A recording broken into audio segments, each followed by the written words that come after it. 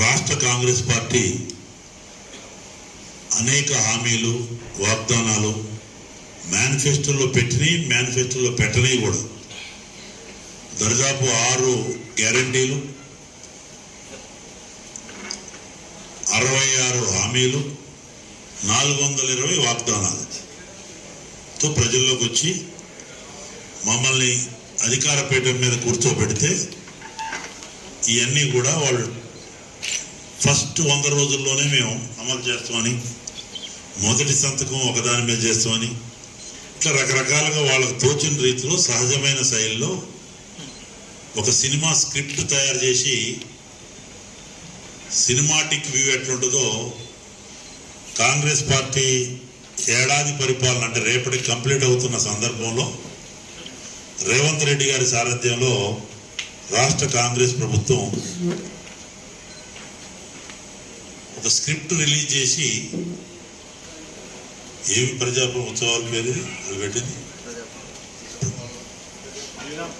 పాలన ఏ ఉత్సవం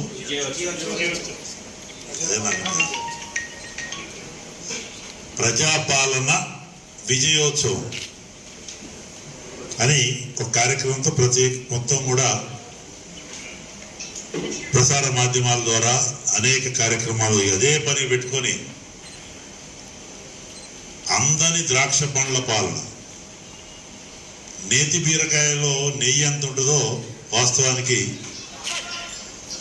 నెయ్యి లేని బీరకాయ పరిపాలన.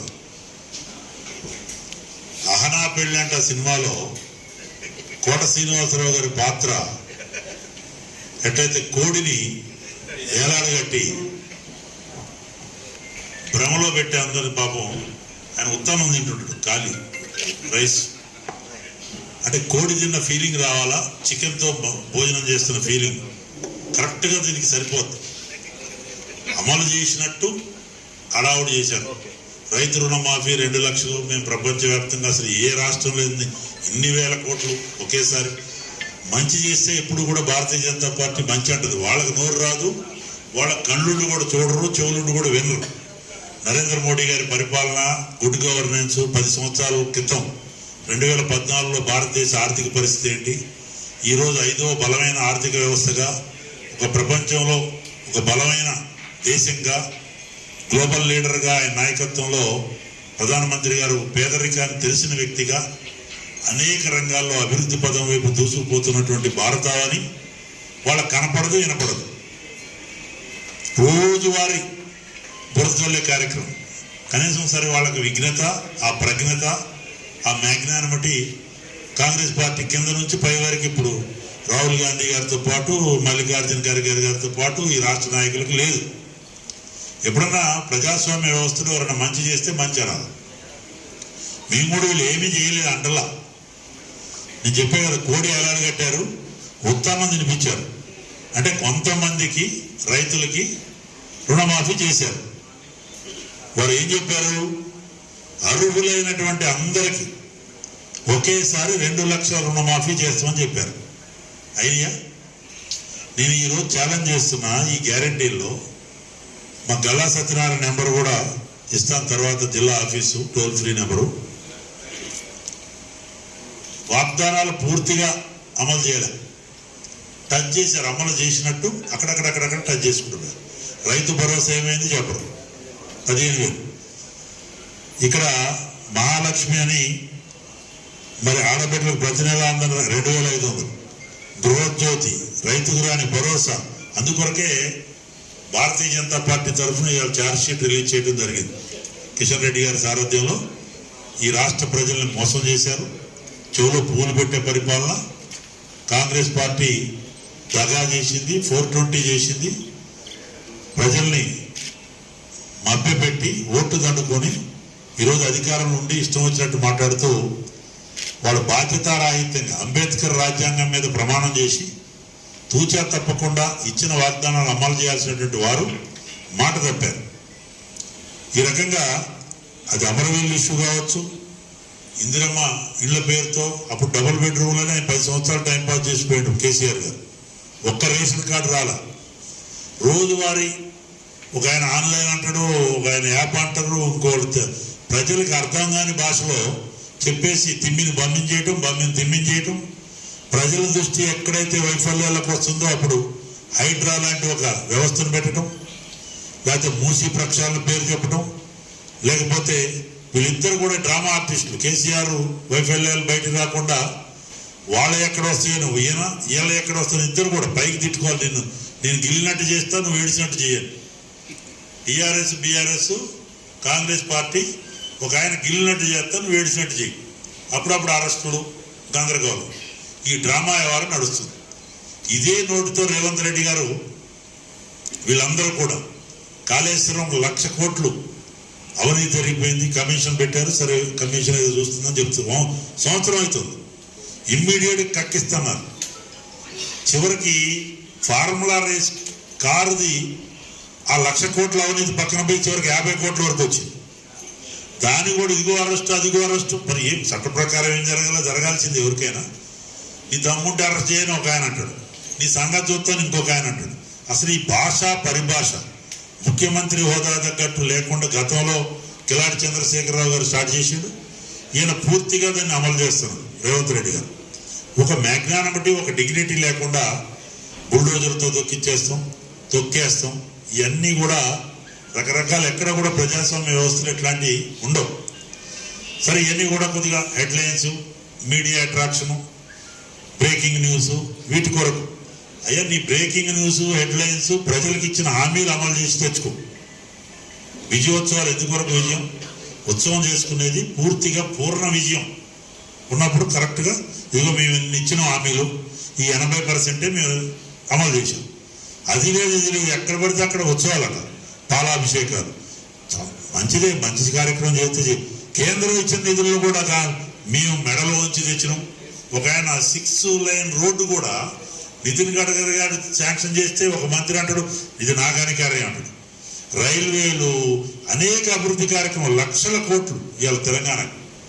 వీళ్ళు చేసిన అభివృద్ధి ఏంటంటే వచ్చిన ఒక్క సంవత్సరంలో 1,00,000 కోట్లు అప్పు తెచ్చారు. పోయిన ఆయన 7,00,000 కోట్లు అప్పు చేసిపోయాడు. ఇప్పుడు వచ్చిన ఆయన 1,00,000 కోట్ల అప్పు యాడ్ చేసి అందరి నెత్తి మీద అప్పుడు 1,20,000 ఉంటే ఇప్పుడు 1,40,000 అప్పు ఉంది. ఇది దీనికి విజయోత్సవాలు. నిరుద్యోగ యువకులకి ఉద్యోగాలు ఎక్కడంటే కొన్ని 12,000 13,000 రొటీన్గా ఇచ్చేసి ఇక మేము ఉద్యోగాలు ఇచ్చేసి ఉంటారు. ఒక రేషన్ కార్డు లేదు.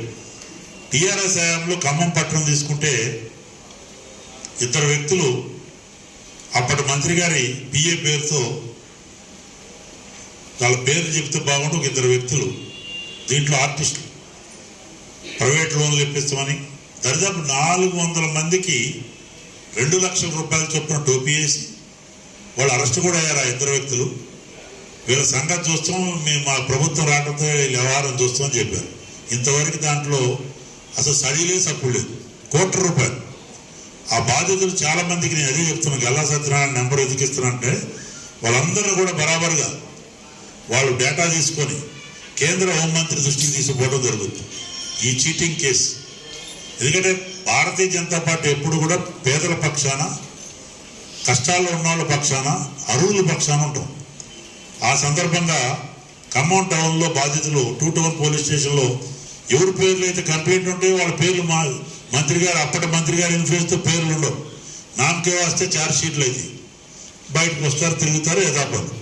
మరి అప్పట్లో ఇంకొక ఆయన పేరులోనే విజయం ఉంది. ఎవరో ఒక ఆయన బొల్లేపల్లి విజయ ఏదో పేరు చెప్పారు, కొంతమంది వస్తుంటే రిప్రజెంట్ చేశారు. ఇట్లాంటి వాళ్ళు చాలా చాలా క్యారెక్టర్ పేర్లు ఉన్నాయి. మరి ఈనాటి కాంగ్రెస్ నాయకులు, ఆనాడు టీఆర్ఎస్లో ఉన్నోళ్ళు, ఈనాటి కాంగ్రెస్లో ముఖ్య నాయకులు, ముఖ్య పదవులు ఉన్నోళ్ళు ఈ టీఆర్ఎస్ సంగతి చూస్తామని చెప్పి ఇప్పుడు జోగి రాల్చుకుంటేది అంటారు. అందరూ ఒకటైపోయారు. మరి ఎవరి మీద ఎవరు యాక్షన్ తీసుకుంటారో తెలియదు. సహకార బ్యాంకు స్కామ్ వీళ్ళ సంగతి చూస్తాం మేము వచ్చిన తర్వాత అన్నారు. ఆ ఫైల్ ఎటు పోయిందో, ఆ దర్యాప్తు ఎటు పోయిందో అది ఎక్కడ తెలియదు. ఇప్పుడు మరి స్కామే లేదా? ఇప్పుడు 200 కోట్ల పైన హాస్పిటల్ పేరుతో రైతులతో వసూలు చేశారన్నారు. ఖమ్మం జిల్లా సహకార బ్యాంక్ స్కామ్ ఏమైంది చెప్పరు, దాని మీద యాక్షన్ తెలియదు. ఇప్పుడు ఈ 400-500 మంది మా దృష్టికి వచ్చిన బాధితులు 2-3 లక్షలు బ్యాంక్ లోన్లు, ప్రైవేట్ లోన్లు, ఈ ఇప్పిత్తం మీకు ఇది చేస్తాం, అది చేస్తాం, డబుల్ బెడ్రూమ్లు ఇస్తాం అని చెప్పిన స్కామ్. భూములు కబ్జా చేసిన వాళ్ళు, దేవాలయాల భూములు, వక్ఫ్ భూములు, వాళ్ళ సంగతి చూస్తాం. మీ సంగతి కాంగ్రెస్ వాళ్ళు ప్రచారం అప్పుడు ఎవరు ఎడిపోయారో తెలియదు, అసలు ఆ ఊసే లేదు.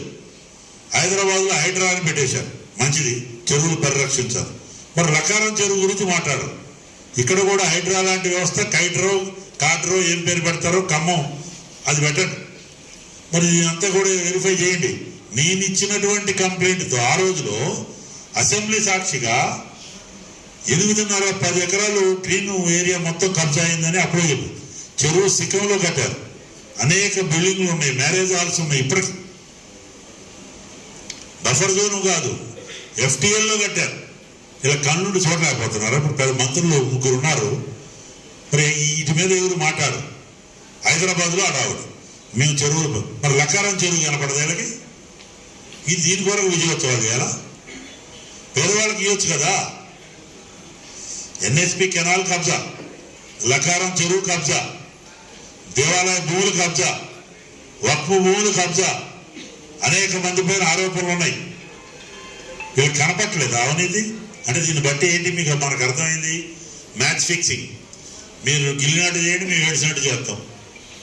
అంటే బీఆర్ఎస్ కాంగ్రెస్ దొందే. అందుకొరకే ప్రజలు ఇవాళ భారతీయ జనతా పార్టీ వైపు చూస్తున్నారు. 8 పార్లమెంట్ గెలిపించారు అంటే సగం పైన తెలంగాణ ప్రజలు భారతీయ జనతా పార్టీకి ఆశీర్వాదం ఇచ్చారు. బరాబరుగా ప్రజల పక్షాన పోరాటం చేస్తాం. మరి రేవంత్ రెడ్డి గారి స్పీచ్లో రైతులకి మేము అసలు భారతదేశ చరిత్రలో 2 లక్షల రుణం మొత్తం మాఫీ అయినట్టే చెప్పారు. అప్పుడప్పుడు సన్నాయి నౌకలు కొంతమంది మంత్రులు ఇక మరీ అబద్ధాలు ఆడితే బాగుంటుందని ఇక్కడ అక్కడ ఉంటే మేము డేటా కలెక్ట్ చేస్తున్నాం, కొద్దిగా అంటే దాటవే అట్ట దూరం అని చెప్పారు. సమ్మక్క సారక్క సాక్షిగా ప్రమాణాలు చేశారు. ఈ 2 రోజుల నాడు భూకంపం వచ్చింది. నిన్ననే చాలా పవర్ఫుల్ దేవత. నేనేం కావట్లేదు. ప్రమాణం చేసినప్పుడు రాష్ట్ర ముఖ్యమంత్రి గారు అంటే ఆయన ఒక CEO, ఒక chief executive of custodian of the state. నువ్వు పెద్ద మనిషివి, మరి నీకు నీ అంతరాత్మ సాక్షిగా క్వశ్చన్ చేసుకొని చెప్తున్నావు. అది ఎందుకైందో ఏందో సరే, అమ్మవారికి మేమందరం కూడా భక్తులే. నువ్వు ఏ దేవుడి మీద అంటే ఆ దేవుడు ఏ ఏరియాకి పోతే ఆడే ప్రమాణం చేస్తే మరి ఎక్కడ చెప్పండి. 2 లక్షల రూపాయలు రుణమాఫీ లేని కానీ ఇప్పుడు లబ్ధి పొందని రైతు లేడా వీళ్ళ దృష్టిలో? నేను ఛాలెంజ్ చేస్తున్నా. వాళ్ళందరూ తీసుకొని రేవంత్ రెడ్డి గారి దగ్గర పోవడానికి రెడీ భారతీయ జనతా పార్టీ. అసలు లేనట్టే అయిపోయినట్టే మా పాలాభిషేకాలు చేస్తారు. దీనికి విజయోత్సవాలా? 2014లో పరిస్థితి ఏముండి ఇప్పుడు అది ఇంకా దానికి కొనసాగింపుగా బ్రహ్మాండం జరుగుతుంది. అటు చంద్రశేఖరరావు గారు అవినీతి పరాకాష్ఠ అయితే, ఆయన డిగ్రీ చేస్తే పీజీ చేస్తే ఇప్పుడు వీళ్ళు PhD చేస్తున్నారు. కాంట్రాక్టర్ పరిపాలన ఎక్కడ ఎవరు ఏం చేస్తున్నారో లేదు. ఏ టెండర్లు గ్లోబల్ టెండర్లు పిలవాల్సినవి కూడా గ్లోబల్ టెండర్లు కాకూడదు. నేను అడ్వర్టైజ్మెంట్లు చూసిన, పాత్రికేయ మిత్రులకి మనవి చేస్తాను. ఎవరు రేవంత్ రెడ్డి గారి జేబులోదో బట్టి విక్రమార్క గారి జేబులో పైసలు కాదే, ప్రజల ట్యాక్స్ పైసలు. తెలంగాణ నేను చూసుకుంటూ వచ్చే బోర్డు రైస్, తెలంగాణ రైస్ అని పెట్టారు. అంటే తెలంగాణ రాష్ట్రం చాలా అభివృద్ధి పదం వైపు దూసిపోతుంది. TS rice, TG rice. దేంట్లో రైజా? అవినీతిలో రైతు చెప్పాలా? వాగ్దాన భంగం చేసిన దాంట్లో రైతు చెప్పాలా? కాంగ్రెస్ ఇచ్చిన గ్యారంటీలు అమలు చేయకపోవడంలో చెవులో పువ్వు పెట్టిన దానికి రైజా? నిరుద్యోగ యువకులను మోసం చేసినందుకు రైజా? నిరుద్యోగ భృతి ప్రియాంక గాంధీ సాక్షిగా 4,000 రూపాయలు ఇచ్చి 1 రూపాయి కూడా ఈ రోజు వరకు ఇవ్వనందుకు రైజా? ఉద్యోగాలు టార్గెట్ పూర్తిగానందుకు రైజా? రైతులు 500 రూపాయలు కంప్లీట్ ఇస్తామని కొంతమందికి కంప్లీట్ అయిపోయిందని 500 రూపాయలు ఇచ్చినని చెప్పడానికి రైజా? దేంట్లో రైజా? అబద్ధాల్లో రైజా? మోసంలో రైజా? దగాలో రైజా? ప్రజా వ్యతిరేక విధానాల్లో రైజా? కాంట్రాక్టర్కి లబ్ధి చేయడంలో రైజా? దేంట్లో రైజు? దేనికి? విజయోత్సవాలు చేసుకోండి, మీకు ఆ రైట్ ఉంది, వాడు మంచి చేసి తప్పలేదు. కానీ చిత్తశుద్ధి మీ అంతరాత్మ సాక్షిగా మీకు ఈ జిల్లా మంత్రులు పెద్ద పెద్ద మాటలు మాట్లాడుతుంటారు. వాళ్ళకి అడుగుతాం, మీరందరూ కూడా వ్యవసాయ కుటుంబాల నుంచి వచ్చారు కదా, దేంట్లో రైతు తెలంగాణ? ఏమి ఏమి ఏమి ఎక్కడ అరికట్టారు? మత్తు పదార్థాలు, గంజాయి, క్రైమ్ రేటు, ఆత్మహత్యలు, లేడీస్ మీద అరాచకాలు, ఎన్ని కేసులు, తప్పుడు కేసులు. ఇట్లో రైజా? దేంట్లో రైజు? కాబట్టి మీకు 5 సంవత్సరాలు పరిపాలించమని ప్రజలు వచ్చారు. 1 సంవత్సరం కంప్లీట్ అవుతుంది. ఇప్పటికైనా ఒళ్ళు దగ్గర పెట్టుకొని ప్రజల పక్షాన మనం సేవకులు, మీరు బాసులేం కాదు, ప్రజాసేవకులు. ప్రధానమంత్రి గారు ఎప్పుడు కూడా I'm the servant of the nation అంటారు. ఆ స్ఫూర్తి తీసుకోండి. ఊగా నరేంద్ర మోడీ గారిని ఆదాని పేరుతో, అంబానీ పేరుతో పిచ్చి పిచ్చిగా మాట్లాడటం కాదు. వాళ్ళ దేశం పారిశ్రామిక చట్టం దాని పని చేస్తుంది. మాట్లాడితే ఆదాని అంబానీ అంటారు. అంటే పారిశ్రామికవేత్తలు ఎక్కడ చేయొద్దు, ఏం చేయొద్దు. తప్పు చేస్తే చట్టం ఉంది కదా. అదే పనిగా ఇష్టం వచ్చినట్టు మాట్లాడితే ఎట్టండి? అన్నిట్లో మేము బ్రహ్మాండంగా రైజ్ అయ్యామని చెప్పి చేతులు ఓన్లీ చప్పట్లు కొట్టుకోవటం. రైస్ బ్రహ్మాండం, పెద్ద advertisement. Telangana rice, crime rate rise, అరాచకాలు, దగ, మోసం, అన్నిట్లో అవినీతి. కాబట్టి రైతాంగాన్ని మోసం చేసి ఇలా దళారులు రాజ్యం వెళ్తున్నారు. పత్తి రేట్లు కానీ అన్నీ ఏదో అడవాటు చేయటం, ఇది బాగాలేదు. కాబట్టి నేను చెప్పినట్టు ఈ బాధ్యతలు ఖమ్మం ఎవరైతే నేను ఇంతకుముందు చెప్పిన స్కామ్ ఉందో, డబుల్ బెడ్రూమ్లు, తర్వాత ప్రైవేట్ లోన్లు అన్నాడు వీళ్ళ స్కామ్లు, ఆ బాధితులందరూ కూడా గల్లా సత్యనారాయణ గారికి కానీ జిల్లా ఆఫీసులో రిపోర్ట్ చేస్తే తప్పనిసరిగా కేంద్ర హోంమంత్రి దృష్టికి తీసుకుపోతాం. 9912795300 9912795300 మా జిల్లా ఆఫీసులో జెన్యూన్ ఫిర్యాదులు ఎవరున్నా వాళ్ళందరూ కూడా దయచేసి ఇవ్వాల్సిందిగా నేను కోరుతున్నా. ఎందుకంటే మేము వదిలిపెట్టాం. ఎప్పుడు కూడా వాచ్ డాగ్ లెక్క ప్రజల పక్షాన పోరాటం చేసేది భారతీయ జనతా పార్టీ. ఖమ్మంలో ఆడుంది, లేకపోతే ఇంకెక్కడ ఆడుంది. తెలంగాణ ఉద్యమం గురించి ఆ తెలంగాణ ఉద్యమాన్ని వ్యతిరేకించిన వాళ్ళు మాట్లాడుతున్నారు. విచిత్రం. తెలంగాణ ఉద్యమం జరిగే వీళ్ళు ఎవరు కనపడలే నాకు చాలామంది. కాబట్టి అమరవీరుల స్వప్నాన్ని పూర్తి చేయాలి. 1200 మంది అమరవీరుల త్యాగాన్ని మర్చిపోయారు. తెలంగాణ రాష్ట్రం అప్పుల ఊబిలో కూరుకుపోయి అలా 7 లక్షల కోట్లకి ఇంకొక 1 లక్ష కోట్లు అదనంగా వీళ్ళు చేశారు. ఏది పడితే అది హైదరాబాద్ని సరే మంచిదే, ఆదర్శం తీసుకోండి. సింగపూర్ లెక్క చేస్తాం, ఇంకేదో చేస్తాం. వీళ్ళు కూడా స్టార్ట్ చేశారు రేవంత్ రెడ్డి గారు. ఆయన పోయి చెప్పేసి ఇస్లాం ప్రపంచంలో ఉన్న సుందర నగరాల పేర్లన్నీ చెప్పి వెళ్ళిపోయి ఫామ్ హౌస్లో పడుకోండు కేసీఆర్ గారు. ఇప్పుడు ఈయన మొదలుపెట్టాడు. చెయ్యాలి, సంతోషం. మీ అందరినీ పబ్లిక్లో ప్రజా బ్రహ్మాండమైనటువంటి సన్మానం చేస్తాం మంచి చేస్తే. కానీ మోసం చేసి కిషన్ రెడ్డి గారు ఏదైనా మాట్లాడితే ₹1 తెచ్చినవా, అసలు డిఎన్ఏ, ఇట్లాంటి భాష మాట్లాడేది. ఒక ముఖ్యమంత్రి, ఒక కేంద్ర మంత్రి, తెలంగాణ బిడ్డని ఈ భాష ఏం భాష అండి? ఎట్లా పడితే అట్లా చప్పట్లు కొట్టుకోవడానికి మాట్లాడతారా? ఆ పక్కనున్న సీనియర్ మంత్రులను చెప్పాలి కదా. కాబట్టి ఈ వ్యవహారం అప్పులు కుప్పలు అన్నీ పోయి తర్వాత చివరికి ఆరోగ్యశ్రీ నిధులు ఇస్తామన్నారు, పంచాయతీ బాకీలు ఇవ్వట్లేదు. ఎన్ని చెబితే చాంతాడు అందుంది. రాస్తే రామాయణం, వింటే భారతం. తెలంగాణ కాంగ్రెస్ ప్రభుత్వ 1 సంవత్సర పరిపాలన రాస్తే రామాయణం, వింటే భారతం. కాబట్టి ఈ గోసలు, ఈ భూ ఆక్రమణలు, ఈ ఆటో అన్ని సెక్షన్స్ వైఫల్యాలు. ఈ వాటిలో ఇప్పుడు ఎస్సీ ఎస్టీలకి డోకా, ఓబీసీ ఈబీసీలకి ఎన్నిపోటు, ఏదో ఒక సెన్సేషన్ క్రియేట్ చేయాలి. మేము కులకు గణన చేయదంటలేదు. ఎవరైనా సరే మంచి చేస్తాం. కానీ ఓ సబ్జెక్టు డైవర్ట్ చేయడం కొరకు ఒక ఇష్యూ తీసుకుంటాం.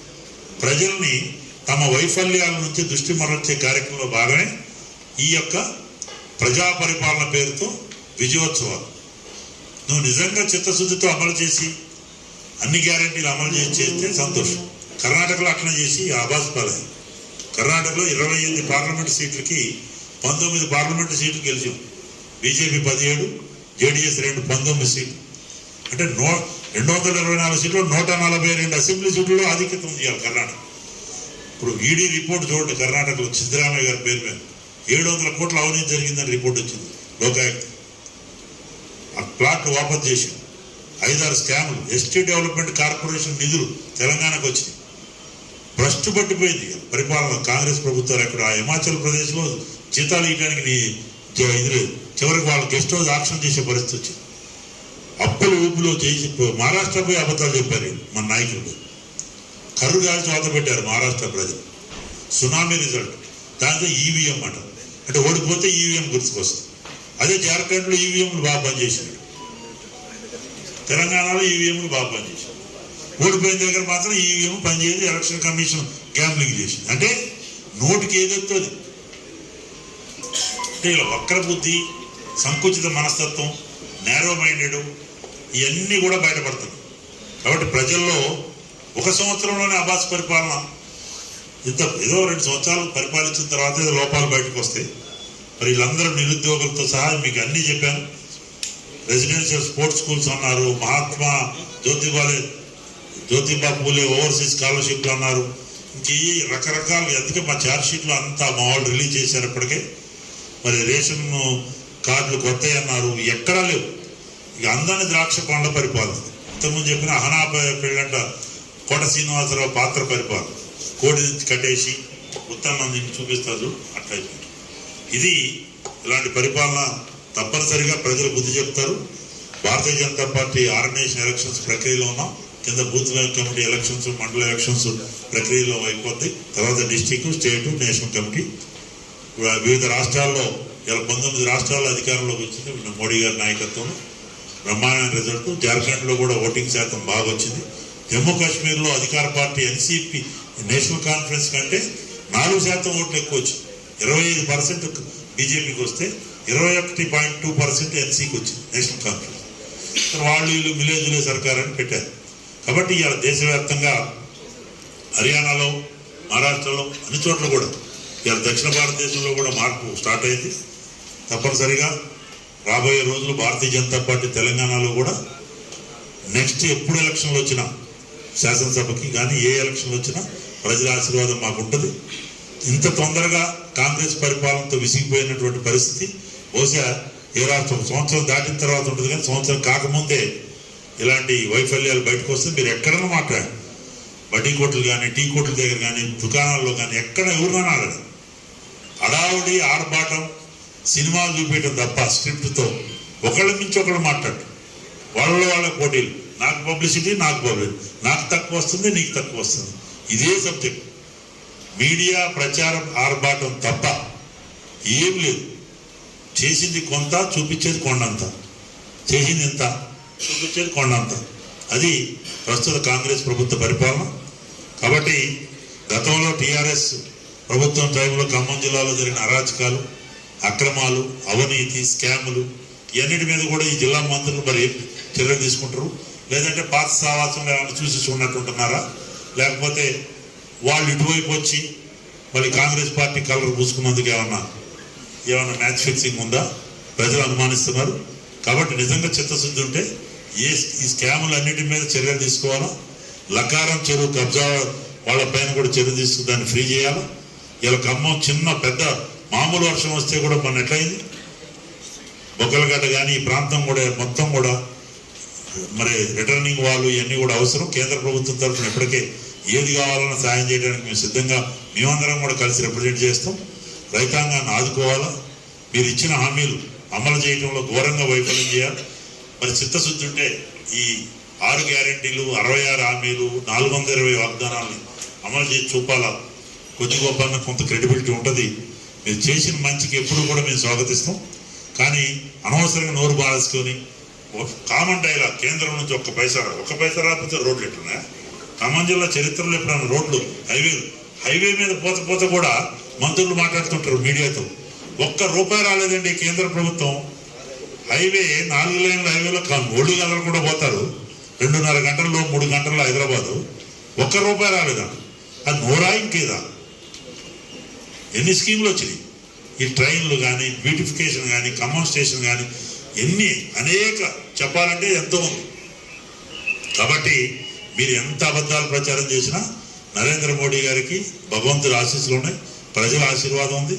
అంబేద్కర్ రాజ్యాంగాన్ని పరిరక్షించే పరిపాలన, ఒక గుడ్ గవర్నెన్స్ చేసే పరిపాలన. కాబట్టి తప్పనిసరిగా తెలంగాణలో కూడా రాష్ట్ర ప్రజలు మార్పు కోరుకుంటున్నారు. రాబోయే రోజుల్లో భారతీయ జనతా పార్టీకి ఆశీర్వాదం ఖాయం.